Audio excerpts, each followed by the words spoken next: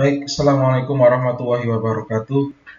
Sampai berjumpa Bapak Ibu semua, kita bertemu lagi di dalam media daring ya Bu ya. Baik, masih di materi manajemen operasional 2. Saat ini kita akan membahas Economic Order Quantity atau biasa disebut dengan EOQ. Seperti Bapak Ibu lihat, ada stock level ya, karena ini berhubungan dengan persediaan. Ada stock level, ada EOQ ada di sebelah kiri sini. SS ini adalah safety stock atau stok aman. Ini adalah nilai minimalnya dan ini adalah reorder point-nya. Bapak Ibu juga bisa lihat di sini ada titik reorder point ya. Ada di sumbu aksis, sumbu X dan sumbu Y ya, aksis. Dan ini adalah delivery time atau waktu tunggu, waktu pengiriman. Jadi saya akan membuat yang lebih simpel. Stok itu adalah stok aman, order point adalah titik waktu ya, kapan kita harus mulai melakukan pemesanan lagi. EOQ adalah range atau batasan minimal dan maksimal. Range-nya ada di sini Bapak Ibu ya. EOQ ada di sini. Nah, seperti ada di sini sudah dijelaskan di gambar. Dan ada istilah lagi dalam persediaan, ya ini adalah overstock atau kelebihan persediaan. Ada istilah lagi adalah stock out, persediaannya habis atau kehabisan. Delivery time adalah waktu durasi pengiriman. Replacement adalah kesempatan. Di sini ada replacement, Bapak Ibu di sini antara reorder dengan delivery. Kesempatan untuk menerapkan FIFO, first input first output. Ya, kalau kita jualan barang yang sudah lama nanti kita akan taruh di depan. Sebagai contoh adalah di minimarket ya, minimarket dijajar begitu ke depan. Pasti yang ditaruh di depan adalah yang kadaluarsanya lebih dulu. Yang baru ditaruh di belakang ya. Berarti terutama untuk ibu-ibu ya atau bapak-bapak kalau disuruh belanja, kalau ngambil barang di rak seperti di Indomaret atau Alfamart, jangan ambil yang depan ya Bu ya, ambil yang belakang, sudah pasti yang paling baru. Karena yang paling lama ditaruh di depan agar ada perputaran, agar selalu baru terus tidak ada yang expired. Kurang lebih seperti itu contohnya. Baik, SKO dan EOQ kurang efektif ini nanti. Sekarang kita akan kembali ke grafik. Untuk grafik di EOQ ini tingkatnya adalah begini Bapak Ibu ya. Misalnya Bapak Ibu ada usaha dagang jualan dan Bapak Ibu harus menyiapkan atau mengamankan persediaan. Jangan sampai kelebihan. Kerugiannya apa? Kalau kelebihan persediaan, uang Bapak Ibu akan berbentuk barang ya. Dan jika berbentuk barang, kalau misalnya masih laku, masih lama lakunya maksudnya, itu uangnya akan hanya berupa barang, tidak bisa diputar, tidak bisa melakukan cash flow. Ya, sebagai contoh misalnya Ibu jualan warung nasi, tidak mungkin Ibu hanya menyediakan hanya beras aja. Alokasi uangnya kan bisa Bapak Ibu untuk buat beli lauk ya kan. Nah, daripada dari beras semua, apalagi berasnya kebanyakan, uangnya berupa beras, lebih baik beras secukupnya, pakai maksimal aja, jangan sampai kelebihan. Sisa uangnya yang bisa itu diputar, di cash flow, perputaran uang buat kulaan lauk, lebih seperti itu. Baik, kita kembali lagi. Kita akan langsung ke studi kasus dalam menerangkan grafik ini biar lebih mudah untuk dipahami dan diresapi. Misalnya adalah kita jualan beras saja Bu ya. Karena saya juga menjual beras, saya meracang juga ya Bu ya, orang tua saya di pasar. Misalnya adalah stok gudang di saya adalah 25 ton misalnya ya, atau 25 kuintal lah, 25 kuintal. Dan maksimal gudang saya itu bisa menampung 75. Kalau saya menampung 80 kuintal berarti overstock ya, kelebihan 5 kuintal. Lebih seperti itu istilahnya. Jadi saya akan pas 75 ton. Nah, kondisinya sekarang saya akan berangkat dari nilai minimal. Dari ini aja, dari maksimal dulu aja. Setelah 75 kuintal stok penuh saya, seiring berjalannya waktu saya jualan kan laku terus nih ceritanya. Maka stoknya akan semakin sedikit lah. Bapak Ibu bisa lihat ada gradien turun, stok saya akan semakin sedikit. Nah, sampai dengan titik yang ada di sini, ada di tengah-tengah antara minimal dan maksimal. Tadi maksimalnya adalah 75, minimalnya adalah 25. Jadi reorder point atau tengahnya kan 50. Nah, di saat stok saya ini 50 kuintal, maka saya akan melakukan pengorderan lagi. Mengapa? Karena waktu pengorderan ini sudah mempertimbangkan, ada di sini Bu, delivery time. Kita order, barang tidak langsung datang dalam satu hari yang sama, atau bahkan hanya selang 1 jam kan tidak mungkin. Bisa jadi pengirimannya nunggu pengiriman toko-toko lain. Bisa jadi jaraknya jauh di luar kota. Bisa jadi truk pengirimannya mogok dan macam-macam sekali. Nah, untuk mengantisipasi itu dan stok itu tetap ada dan barang sampai, maka dilakukan reorder point saat stok Bapak Ibu ada di 50 kuintal. Nah, saat pemesanan kita order, ternyata pemesanannya adalah 3 hari misalnya. Nah, selama 3 hari itu, stok Bapak Ibu akan berkurang terus, karena Ibu jualan terus nih ceritanya, rajin jualan ya. Turun di hari kedua setengah ya, misalnya hari kedua setengah ada di sini. Saat 3 hari, sudah ke hari ketiga, setengah hari kemudian, Bapak Ibu stoknya sudah di 25 nilai minimal, dan barang yang baru itu sudah sampai di sini. Maka ada titik temu antara penurunan barang dengan pengiriman yang sudah datang. Ada titik temu di sini. Pertemuan garis. Pas barang datang dan stok Ibu ada di minimal. Ya. Nah, atau mungkin kita buat undur lagi biar kita bisa menjung apa itu safety stock. Ternyata ada pengunduran. Ini akan miring ke bawah nih. Ternyata sudah 25, masih belum nyampe juga barangnya. Dibuat sampai 20, bahkan 15. Nah, Ibu masih bisa jualan kan? Walaupun pengirimannya tidak tepat waktu. Mengapa? Karena Ibu punya nilai minimal dengan nilai habis, itu adalah safety stock atau stok aman. Ini bisa memperpanjang umur waktu menunggu, ya, waiting, menunggu dari pengiriman yang akan datang.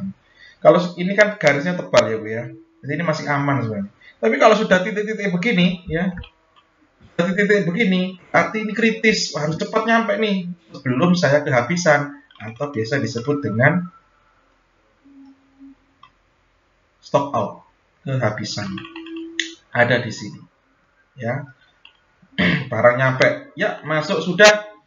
Nah, saat barang masuk ini, sebelum dengan reorder point, yang ini adalah di sini dan di sini, Bapak Ibu bisa melakukan replacement. Wah, mumpung barangnya masih sedikit, saya tidak ngoyo-ngoyo untuk memindah barang yang akhirnya ada pintu gudang, yang stok duluan, stok lama itu saya taruh di samping pintu gudang luar, sehingga saat ada barang masuk pengiriman itu langsung masuk ke dalam di bagian belakang, sehingga bisa urut first input, first output. Pertama kali datang, pertama kali dijual. Jika ada yang datang lagi, maka yang lama harus dihabiskan dulu agar tidak kadaluarsa. Apalagi produk yang kita contohkan saat ini adalah beras. Wah, itu rawan sekali kan, rawan rusak secara fisik, baik warnanya, baunya, rasanya, dan lain-lain. Lebih seperti itu ya Bapak Ibu semua. Nah, dari yang setelah kita bahas tadi, ternyata EOQ ini adalah teori yang sudah lama sekali untuk menjaga persediaan. Seiring berjalannya waktu, mulai ada sejenis perilaku pemasaran, bahkan untuk perkembangan pasar saat ini di dunia ini masuk ke dunia distribusi ya, atau di inventory. EOQ ini adalah SKO. Ada istilah SKO. Biasanya di modern market lebih sering menggunakan istilah ini atau metode ini. SKO itu adalah sistem generic order, ya. Sistem generic order. Nah, apa itu sistem generic order? Jika Bapak Ibu lihat di minimarket ya, seperti di pokoknya minimarket lah ya, di Indo atau Alfa itu misalnya dalam satu rak itu ada Kinder Joy. Nah, Kinder Joy itu satu rak isinya 25 maksimal. Nah, dalam satu hari ternyata habis 10. Kira-kira ordernya berapa? Dan itu kan biasanya stok opnamnya kan setiap hari biasanya. langsung order lagi. Kalau habis 10 dari 25 habis 10 ya ordernya 10. Karena memang kapasitas maksimal di rak itu untuk produk contoh Interjoy tadi memang 25, tidak boleh lebih. Dan itu juga tetap ada replacement, first input first output. Yang lama dijual ditaruh di depan, yang baru ditaruh di belakang, kurang lebih seperti itu. Itu generic order. Nah, selanjutnya adalah ternyata seiring berjalannya waktu EOG ini sudah mulai kurang efektif. Seperti misalnya kebutuhan beras ya. Kebutuhan beras di pasar di hari biasa dengan adzan sebentar ya.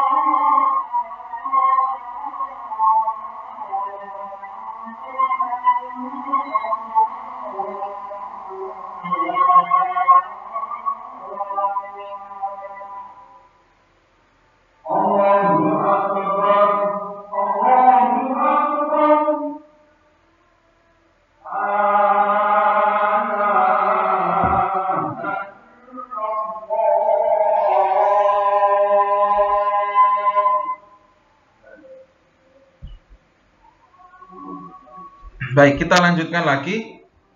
Economic order quantity ternyata kurang efektif jika diterapkan pada produk-produk yang seasonal. Seasonal adalah produk yang musiman.